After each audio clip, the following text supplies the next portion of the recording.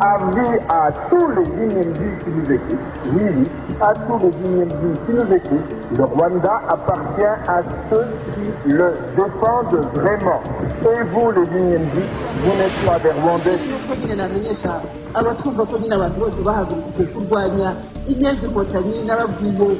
What you're hearing over here is the radio that Rwandans will hear on a daily basis.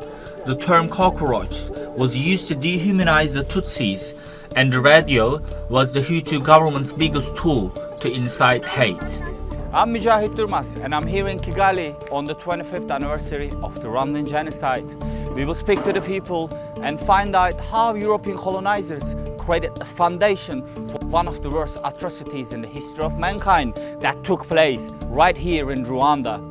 When Rwanda fell into the hands of Belgium after the First World War, they deliberately instrumentalized ethnicity to strengthen their hand and gain total control over the country.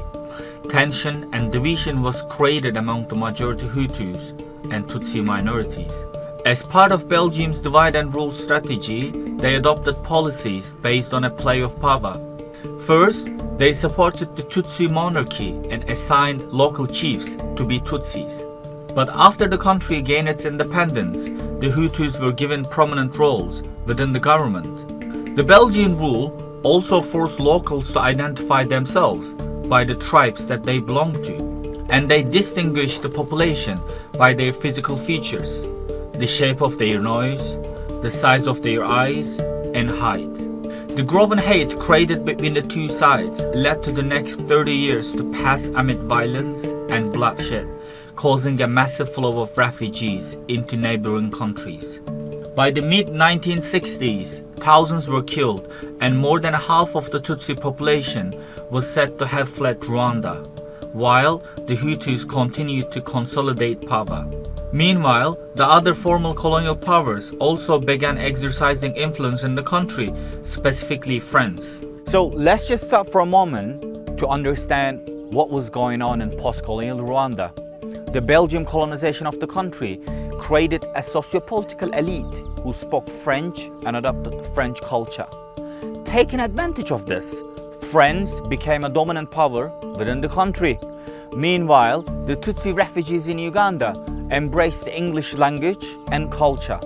This is why the Hutu-led government considered Tutsis as an Anglophone threat to their Francophone rule, and they heavily relied on the French support to guarantee their sovereignty. The ongoing discrimination against the Tutsi refugees pushed them to establish the Rwandan Patriotic Front, and in 1990, under the leadership of Paul Kagame, they entered Rwanda. Threatened by the presence of RPF, the French-backed Rwandan government desperately called for help.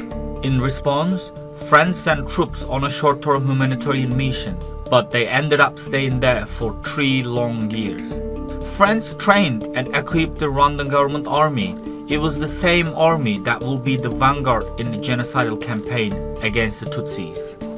So the France, not did they supply the arms only, but they came physically to Rwanda. The Belgians came physically to Rwanda and they went to the war field. On April 6, 1994, the Hutu president Juvenal Habyarimana was assassinated when his plane was shot down with surface-to-air missiles. This is when the brutal killings of innocent civilians began. Just imagine, around 2,000 people were killed in this church alone.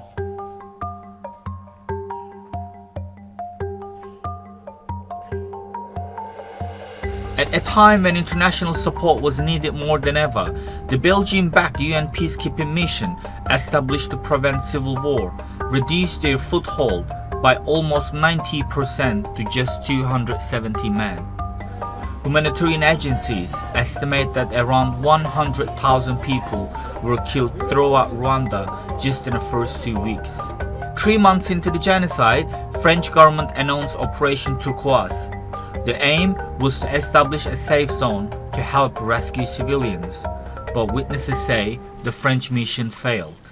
So this is Bisesera in western Rwanda, where the controversial Operation Turquoise was held by France. More than 50,000 people were killed here under the watch of French troops. Instead of protecting the people who are being killed, who are the Tutsis, they came and protected the government which was in place, and they came and protected the Interahamwe militias who are killing the people. Ubwo rero tumaze kubasobanurira baratubwiye bati nibyo koko tuje kubatabara ariko ntitwiteguye. Baratubwiye ngo dukomeze twihishe nk'uko twihishaga. Muri iyo minsi 3 rero niho Interahamwe zakajeje umurego zica abagore n'abana ku musozi Kagari. Ikindi cyagaragaraga nuko abasirikari bo muri leta y'abatabazi bahungaga baciye muri zone turukwaze na hano mu Bisesero barabarekaga bagatambuka kandi bazi ibyo bakoze muri genocide. The failure to protect the Tutsis from genocide not only played out on the ground in Rwanda, but also at the UN headquarters, where several cables were ignored. An example of this can be seen in the cable sent by General Romeo Dallaire, who led the UN peacekeeping mission at the time. Aggressive actions have been taken against the particular ethnic groups, against the general civilian population, and against UNAMIR, which has resulted in fatal and non-fatal casualties. If we sent it to the security community, I mean to the Security Council of the UN, this means the big five knew it. All of them knew that something bad may happen in Rwanda, but they were busy. Representatives of the Western world will once again come here to Kigali on the 25th anniversary of the Rwandan genocide. With roses in their hands, they will pay tribute to the hundreds of thousands of innocent lives that lost just in 100 days. I cannot help but wonder, will the world leaders accept that their failures to act quickly and decisively could have saved the lives of Rwandans?